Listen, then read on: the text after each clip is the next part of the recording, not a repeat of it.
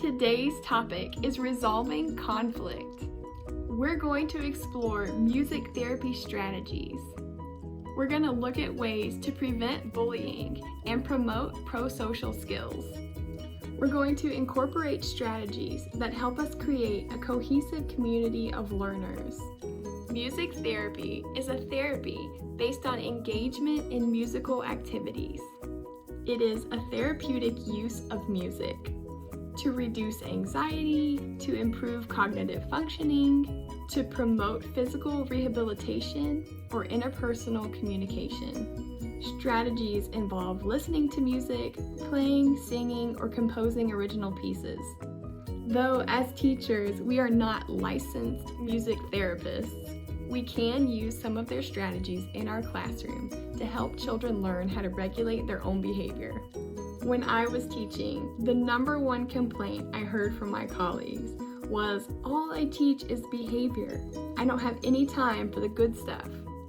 While this is certainly an exaggeration, it speaks to the common frustration of many teachers.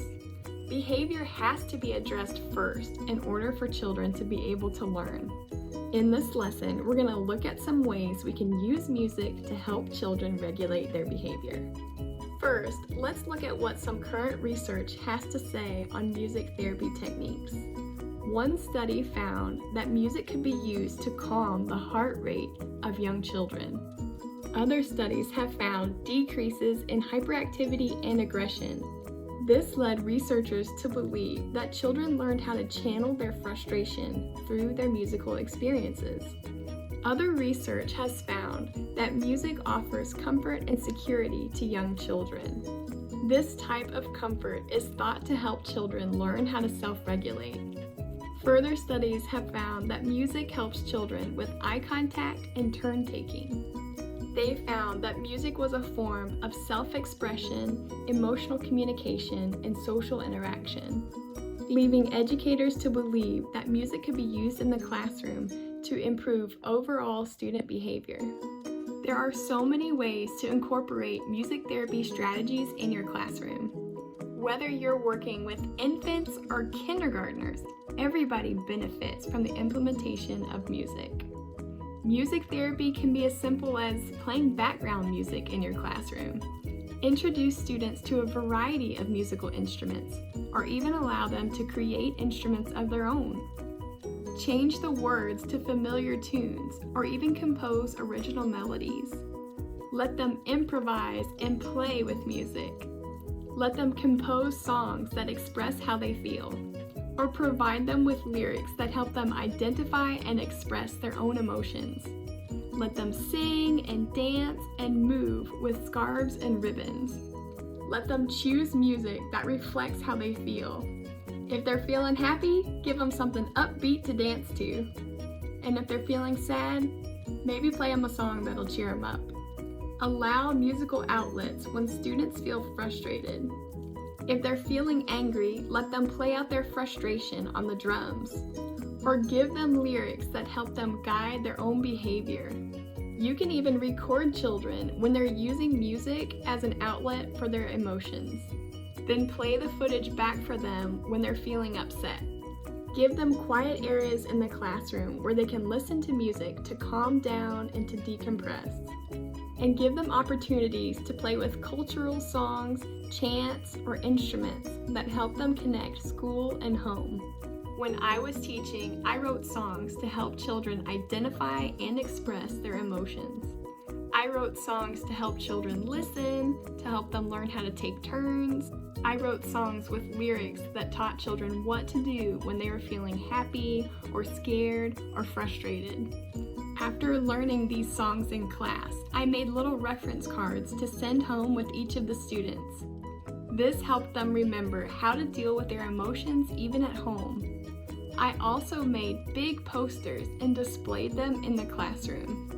When children were feeling angry, they could look at the poster and remember to go pound on a drum. In the same way, these posters reminded the children that when they were feeling sad, they could go to their friend and get a hug. This not only gave children an outlet for their emotions, it also alerted me to how they were feeling. For example, if I saw a child reaching for a whistle, I might wonder, are they feeling sad today? And I might be able to offer them a hug. It also gave children the chance to do some self-discovery. If they found themselves pounding a drum out of frustration, they might stop and ask, why am I so upset? Music has such a profound impact on a child's behavior. Try some music therapy strategies with your little ones this week. I'm curious to see what you come up with. In this lesson, we're also going to focus on some strategies offered by Dr. Becky Bailey on dealing with challenging behaviors. Challenging behavior is so common in early childhood. Children are learning how to self-regulate, they're exploring their own boundaries, and they're coming to understand the relationship between cause and effect. They are pushing their limits, and this oftentimes gets them in trouble. There is so much going on in their socio-emotional development. It's no wonder that we run into conflict. Luckily, we have some strategies in place to deal with this behavior as it comes. The key with dealing with a temper tantrum is keeping your cool. The more you elevate, the more control the child has over you. And that is not what we want. By getting upset, you are only fueling the child's fire. Instead, use active calming techniques such as deep breathing to calm and center. Focus on what you want the child to do rather than what you don't want them to do. Communicate this to the child with words and also with your actions.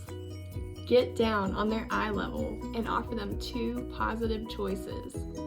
Once they make their choice, celebrate this success together. You did it! You calmed yourself down, and that is hard to do. Unfortunately, sometimes we have to face bossing and bullying in our classroom.